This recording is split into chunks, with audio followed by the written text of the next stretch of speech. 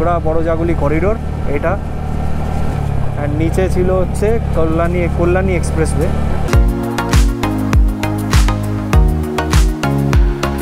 বুঝে গেছেন কি ভিডিও আসছে আজকে, কল্যাণী এক্সপ্রেসওয়ের আপডেট আসছে। কল্যাণী যাওয়ার সময় রাস্তাটা কতটা চড়া হয়েছে, কোথায় কোথায় কী হয়েছে আমি তো দেখে একেবারে অসাধারণ লাগছে আমার। তো পুরোপুরি বেলঘড়ি এক্সপ্রেসওয়ে দিয়ে শুরু করি। যা করার ইমিডিয়েটলি করা দরকার, কারণ এইখানে যদি মেট্রো চলে আসে সোনে পে সুহাগ হয়ে যাবে বস। বাহ, ওয়ান্ডারফুল।